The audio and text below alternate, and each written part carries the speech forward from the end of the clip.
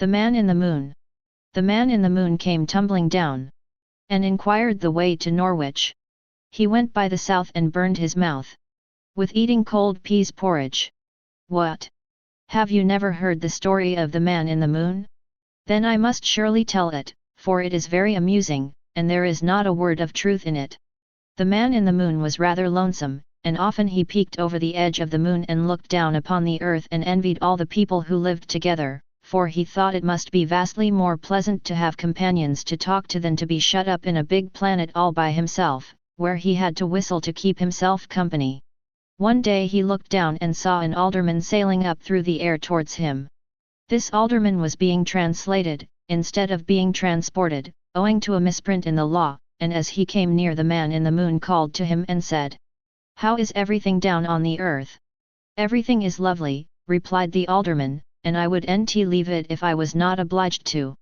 "What's a good place to visit down there?" inquired the Man in the Moon. "Oh, Norwich is a mighty fine place," returned the alderman, "and it's famous for its peas porridge," and then he sailed out of sight and left the Man in the Moon to reflect upon what he had said.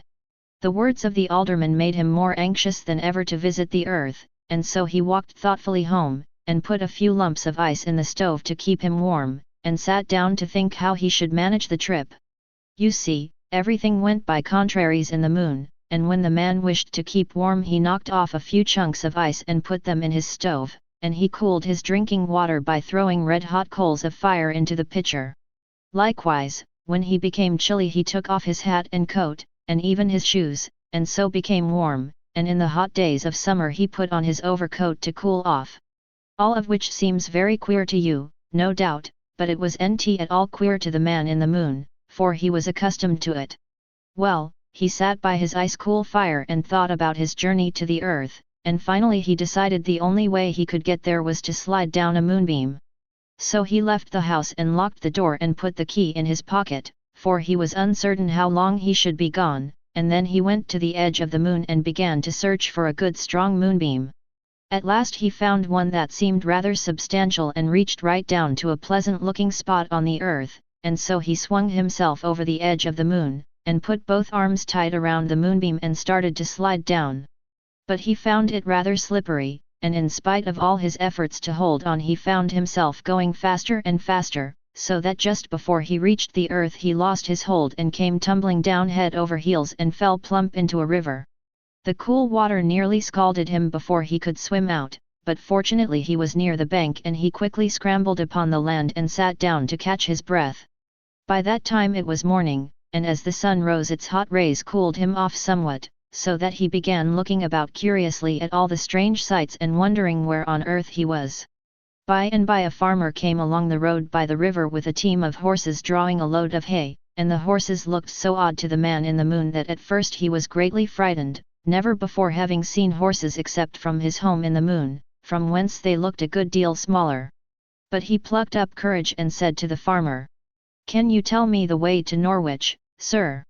"Norwich," repeated the farmer musingly, "I do not know exactly where it be, sir, but it's somewhere away to the south." "Thank you," said the Man in the Moon but stop. I must not call him the Man in the Moon any longer, for of course he was now out of the moon, so I'll simply call him the Man, and you'll know by that which man I mean. "Well, the man in the I mean the man, but I nearly forgot what I have just said." The man turned to the south and began walking briskly along the road, for he had made up his mind to do as the alderman had advised and travel to Norwich, that he might eat some of the famous peas porridge that was made there. And finally, after a long and tiresome journey, he reached the town and stopped at one of the first houses he came to, for by this time he was very hungry indeed. A good-looking woman answered his knock at the door, and he asked politely, "Is this the town of Norwich, madam?" "Surely this is the town of Norwich," returned the woman. "I came here to see if I could get some peas porridge," continued the man, "for I hear you make the nicest porridge in the world in this town." "That we do, sir," answered the woman, "and if you'll step inside I'll give you a bowl, for I have plenty in the house that is newly made." So he thanked her and entered the house, and she asked, "Will you have it hot or cold, sir?" "Oh, cold, by all means," replied the man, "for I detest anything hot to eat." She soon brought him a bowl of cold peas porridge, and the man was so hungry that he took a big spoonful at once. But no sooner had he put it into his mouth than he uttered a great yell, and began dancing frantically about the room, for of course the porridge that was cold to earth folk was hot to him, and the big spoonful of cold peas porridge had burned his mouth to a blister. "What's the matter?" asked the woman. "Matter?" screamed the man, "why, your porridge is so hot it has burned me."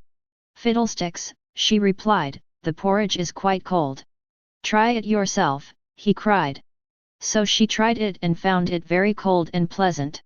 But the man was so astonished to see her eat the porridge that had blistered his own mouth that he became frightened and ran out of the house and down the street as fast as he could go. The policeman on the first corner saw him running, and promptly arrested him, and he was marched off to the magistrate for trial. "What is your name?" asked the magistrate. "I have nt any," replied the man, for of course as he was the only man in the moon it was nt necessary he should have a name. "Come, come, no nonsense," said the magistrate, "you must have some name. Who are you?" "Why, I'm the man in the moon." "That's rubbish," said the magistrate, eyeing the prisoner severely, "you may be a man, but you re not in the moon, you re in Norwich." "That is true," answered the man, who was quite bewildered by this idea. "And of course you must be called something," continued the magistrate. "Well, then," said the prisoner, "if I'm not the man in the moon I must be the man out of the moon, so call me that." "Very good," replied the judge, "now, then, where did you come from?" "The moon." "Oh, you did, eh? How did you get here?" "I slid down a moonbeam." "Indeed? Well, what were you running for?" "A woman gave me some cold peas porridge, and it burned my mouth." The magistrate looked at him a moment in surprise, and then he said, "This person is evidently crazy, so take him to the lunatic asylum and keep him there." This would surely have been the fate of the man had there not been present an old astronomer who had often looked at the moon through his telescope, and so had discovered that what was hot on Earth was cold in the moon, and what was cold here was hot there, so he began to think the man had told the truth.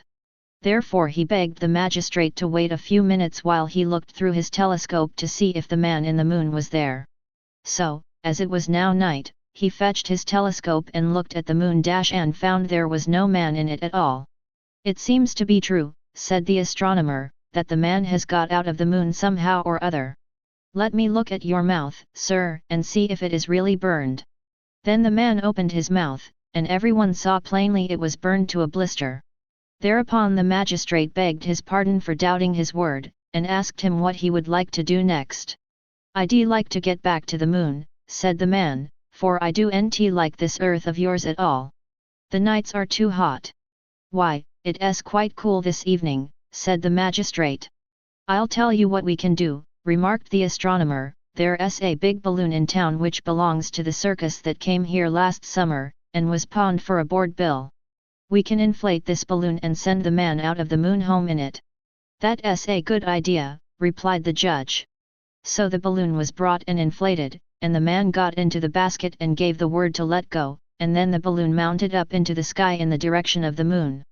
The good people of Norwich stood on the earth and tipped back their heads, and watched the balloon go higher and higher, until finally the man reached out and caught hold of the edge of the moon, and behold!